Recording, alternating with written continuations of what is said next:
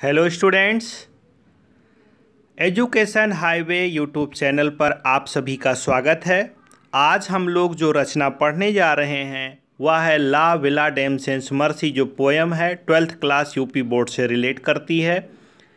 कविता के जो कवि महाशय हैं जॉन कीट्स जी हैं, जिनका जन्म 29 अक्टूबर 1795 में लंदन में हुआ था।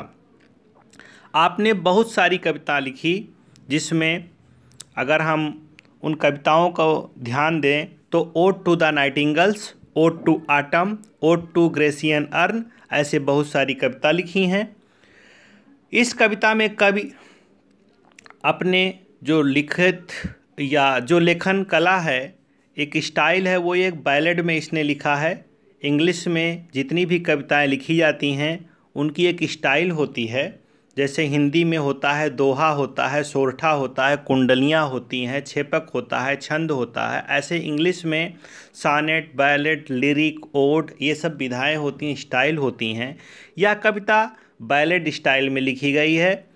इस बैलेड स्टाइल में क्या होता है, कवि स्वयं कविता के केंद्र में स्थापित होता है, स्वयं प्रेजेंट होता है और खुद से ही प्रश्न करता है, खुद से उत्तर देता है। La Belle Dame sans Merci is one of the greatest achievement in the poetry of Keats. The title of the poem means The Beautiful Lady Without Mercy. It has been borrowed from a song of a 15th century French poet. The question arises, who the lady is without mercy? It is believed that it was his own sweetheart, Miss Fanny Verne. She had encouraged Keats in love, but then she left him all too suddenly. On the strange plea of the Keats was not a few inches taller than her. कविता में कवि अपने प्रेम का वर्णन करता है और प्रेम में miss फैनी Verne से जो धोखा खाता है उसके बारे में बताता है। प्रस्तुत कविता में कवि अपने आप को एक सुसज्जित योद्धा के रूप में प्रस्तुत करता है, जो दया रहित एक सुंदर स्त्री से धोखा पाता है। शस्त्रों से सुसज्जित योद्धा वास्तव में स्वयं कवि होता है और वह अपनी वेदना को कविता के माध्यम से प्रकट करता है। आइए पढ़ते हैं। O what ail thee knight at arms, alone and palely loitering. What happened to the night? Thee night at arms means होता है अस्त्र शस्त्रों से सुसज्जित योद्धा। एल मीन्स दुख। हे अस्त्र शस्त्रों से सुसज्जित योद्धा, आपको क्या दुख है? What can एल यू, थी मीन्स यू, आपको क्या दुख है? What is troubling you? What is creating problem you? Alone and palely loitering. You are alone here and you are wandering. Loitering means wandering. What happened to you? The poet asked to the knight, who has all types of weapon, who is well decorated with weapon. The sage has bettered. Poet says in third line that the sage has bettered means जो जंगल के किनारे की एक प्रकार की घास है, अधिक ठंड के कारण मुरझा गई है, बेथर्ड हो गई है। फ्रॉम द लेक, झील के किनारे, जंगल के किनारे एक प्रकार की जो घास है वो मुरझा गई है। फिर कवि कहता है नो वर्ड सिंग, नो बर्ड सिंग्स, कोई भी पंछी गा नहीं रहे हैं। ऐसे में हे योद्धा, O knight, why are you wandering here? Your face is looking yellow colour, you are alone, nobody is here, no birds are singing, but you are wandering here. What happened to you? What problem to you? Please tell me. Next stanza में वही बात फिर होती है। What can ail thee knight at arms, आपको क्या दिक्कत है? What happened to you? Knight at arms, आप तो पूरे अस्त्र शस्त्रों से सुसज्जित हो, आपको क्या दिक्कत है? सो हगर्ड एंड सो वीगान, आपको बहुत ज़्यादा थकान महसूस हो रही है। आपके चेहरे पर बहुत ज़्यादा दुख दिखाई दे रहा है, हैगर्ड हैं और बिगान हैं, तो आपको चेहरे पर दुख दिखाई दे रहा है। ऐसा क्या हुआ है जिसके कारण आप यहाँ पर घूम रहे हैं? हैगर्ड मीन्स होता है चिंतित या दुबला पतला, और विगान मीन्स होता है अत्यंत दुखित और पीड़ित। तो क्या है? थर्ड लाइन फिर वही आती है। कवि कहता है अपनी बात को, the squirrels granary is full and the harvest done. Squirrels गिलहरी, गिलहरी का जो गोदाम है, ग्रेनरी है, वो फुल है, अर्थात ठंडक आ चुकी है और स्क्वायरल ने अपने स्टोर को फुल कर लिया है। फसल कट चुकी है, harvest is done, harvest done, फसल कट चुकी है, किसान ने खेत को निपटा लिया है, फसल को निपटा लिया है।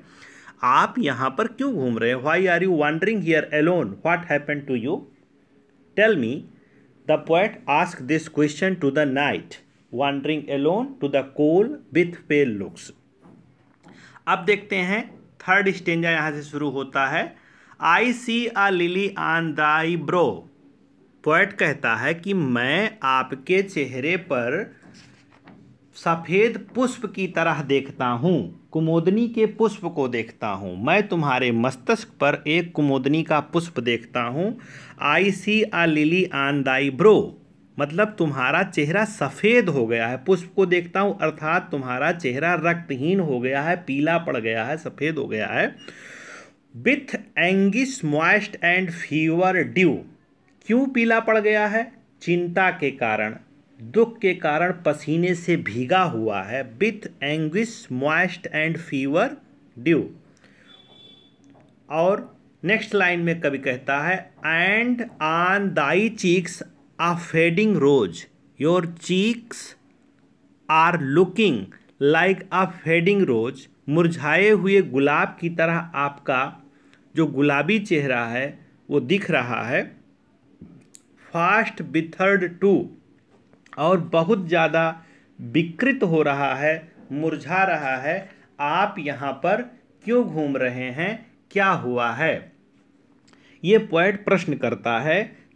आगे फिर हम देखते हैं नेक्स्ट स्टेंजा। नाइट जो है वो उत्तर देता है।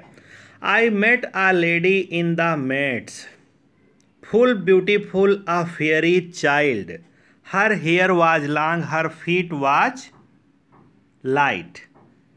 कवि कहता है नाइट कवि जब योद्धा से प्रश्न करता है तो योद्धा उसको उत्तर देता है। क्या कहता है? I met a lady in the meads. मुझे चारागाह में, यहाँ पर जंगल में एक महिला मिली थी, एक लेडी मिली थी। Full beautiful a fairy child, वो इतनी सुंदर थी। She was too beautiful as if she was the daughter of a fairy. Her hair was long, सुंदरता का वर्णन करता है कवि कि उसके बाल जो हैं वो लंबे थे। हर फुट वाज लाइट, और उसके पैर बहुत हल्के थे। फिर हर आइज वर वाइल्ड, और उसकी आंखें जो थी वो बहुत बड़ी बड़ी थीं। ऐसी लेडी मुझको यहाँ पर इस चारागाह में मिली। नेक्स्ट पैराग्राफ आता है। I made a garland for her head. Knight answer देता है। वास्तव में यहाँ पर न कोई नाइट है न कोई पोएट है। पोएट स्वयं ही नाइट है, पोएट है। जॉन कीट्स स्वयं ही अपने वेदना को एक योद्धा के माध्यम से प्रकट करते हैं, खुद ही प्रश्न करते हैं और खुद ही उत्तर देते हैं। तो पोएट अपने आप को बताता है कि मैं जिस लड़की से मिला था वो बड़ी सुंदर थी, ठीक है, ब्यूटीफुल थी, इतनी अच्छी थी जैसे वो परियों की बच्ची हो। उसके बाल लंबे लंबे थे, वो बहुत स्टाइल से चलती थी, उसकी आंखें बड़ी ही अच्छी थीं, वाइल्ड थीं, कजरारे थीं। और कवि क्या कहता है नाइट के माध्यम से? I made a garland for her head. मैंने उसके लिए, उसके नेक के लिए मैंने एक गार्लैंड, एक माला तैयार की। अर्थात कवि कहता है कि मैंने उसको कोई गोल्डन गार्लैंड वगैरह गिफ्ट किया।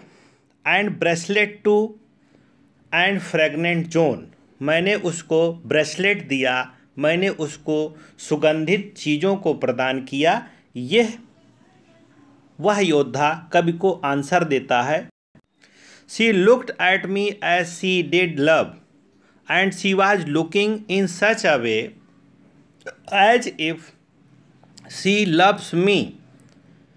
नाइट कहता है आंसर देते हुए क्वेश्चन का पोएट के कि वो फेरी चाइल्ड मुझे ऐसे देख रही थी जैसे वो मुझे प्यार करती हो। एंड मेड स्वीट मोन, और ऐसे बोल रही थी, ऐसे आह भर रही थी जिससे लग रहा था she was in love with me. Next stanza, I set her on my passing street.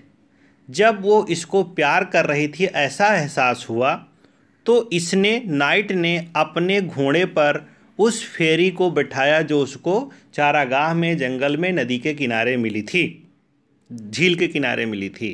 And nothing else all day long, और पूरे दिन मैंने कुछ नहीं देखा, नाइट कहता है। अब यहाँ पर पोएट के हम विचार को अगर रीड करते हैं तो पोएट कहता है कि मेरी प्रेमिका जब मुझसे सपोज्ड हो गई, मुझे प्यार करने लगी, ऐसा लगा तो मैं उसके साथ घूमता था पूरे दिन और कुछ नहीं करता था, घूमता था।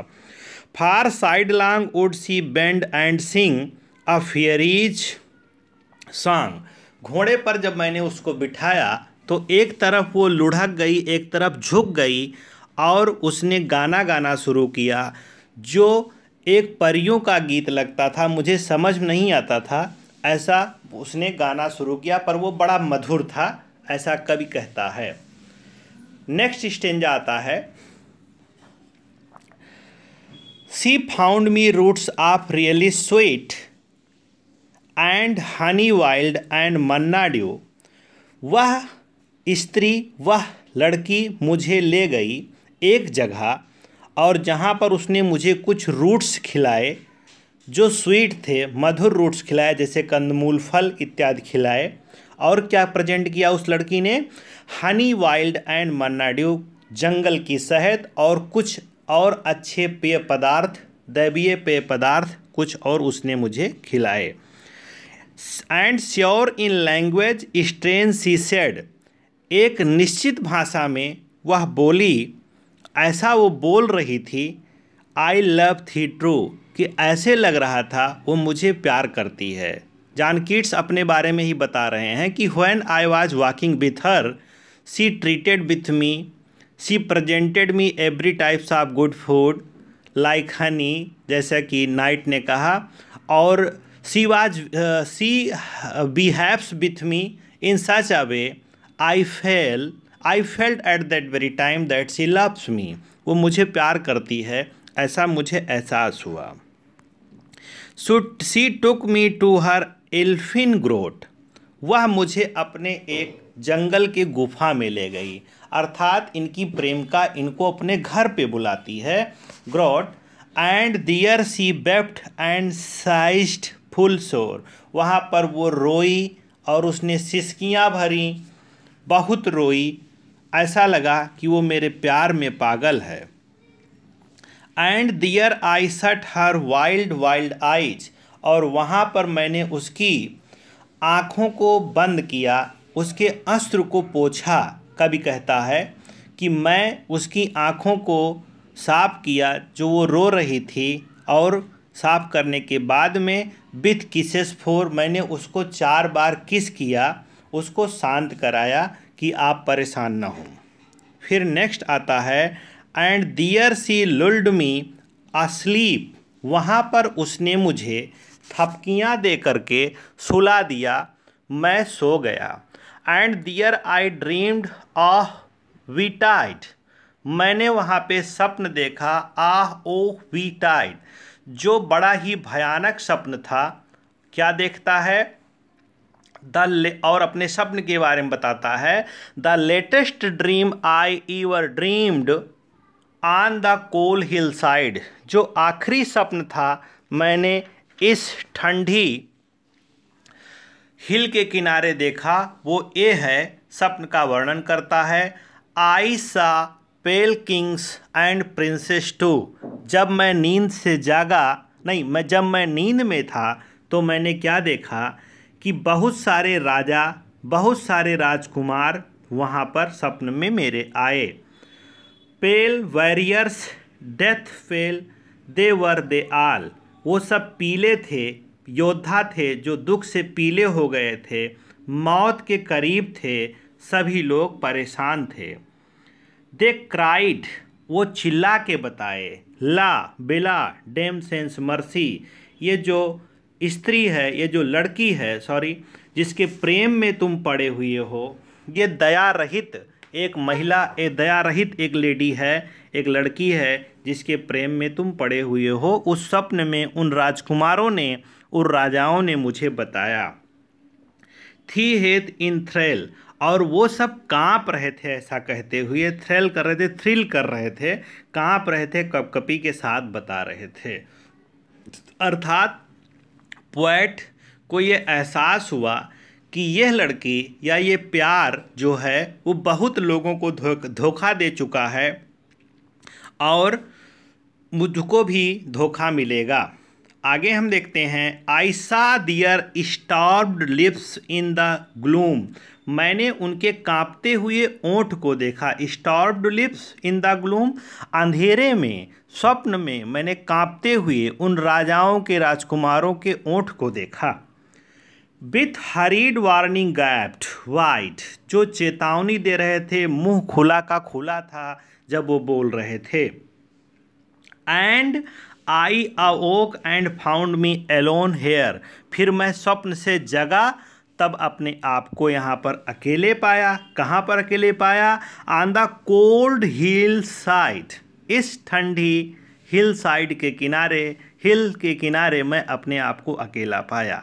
कवि कहता है कि जब मेरी प्रेमिका मुझे छोड़ के चली गई तब मुझे एहसास हुआ और मैं अपने आप को अकेला पाया। जितनी देर वो मेरे साथ थी मैं उसके प्यार में अंधा था, पर जब वो छोड़ के चली गई तब मुझे एहसास हुआ कि ये प्यार जो है या जो प्रेमिका है वो बहुत लोगों को धोखा दे चुकी है। And this is the why I sojourn here, knight जो है पोएट को आंसर देता है, this is the reason I sojourn here, ये एक कारण है जिसके कारण मैं यहाँ पर घूमता हूँ, मैं घूम रहा हूँ, ढूंढ रहा हूँ। एलोन एंड पेली लोटरिंग, अकेले पीले चेहरे के साथ मैं यहाँ घूम रहा हूँ। कारण क्या है? दो द सेज is withered from the lake, यद्यप नदी झील के किनारे की घास जो है वो सूख चुकी है। एंड नो बर्ड सिंग्स, और कोई भी पंछी गा नहीं रहे हैं। पोएट कहता है कि उस योद्धा ने मुझे बताया कि यह कारण है, मैं उसको खोजने के लिए यहाँ घूम रहा हूँ। यद्यप मेरी हालात में, यद्यप मेरी दशा अच्छी नहीं है, मैं पीला हो गया हूँ, झील के किनारे की घास सूख चुकी है, इत्यादि। अब ऐसे कह सकते हैं कि पोएट ने अपनी वेदना को इस बैलेड में, इस पोएम में बताया। वो बताता है कि मैं मिस फैनी बर्ने से प्यार करता था और जो मुझे छोड़ गई, अब उसके वियोग में मैं उसके गली के चक्कर लगा रहा हूँ, उसको ढूंढ रहा हूँ, उसको मनाने की कोशिश कर रहा हूँ या उससे प्रश्न करना चाहता हूँ, इत्यादि। थैंक्स स्टूडेंट, ये आपके सिलेबस की एक कविता थी जिसको मैंने पढ़ाने की कोशिश की। अगर आपको अच्छा लगता है तो चैनल को सब्सक्राइब करें, अपने कांटेक्ट में, अपने मोबाइल व्हाट्सएप ग्रुप में ज़रूर शेयर करें ताकि हमारी सेवा अधिकतम लोगों तक पहुंच सके। आपकी सबसे बड़ी हेल्प ये होगी, आप क्लास को अटेंड करते समय लाइक करना ना भूलें। लाइक करना ही हमारे लिए पारिश्रमिक है। शेयर करना, लाइक करना, सब्सक्राइब करना हमारी मेहनत का फल है। आप क्या समझते हैं? क्लास आसानी से बनती है, पूरी मेहनत करनी पड़ती है फिर बनती है। तो ज़रा से लाइक में कुछ नहीं जाता है, कमेंट करें, आपका सुझाव भी हमें मान्य है। जो आपको लगे वो कमेंट आप लिखें। Thank you very much.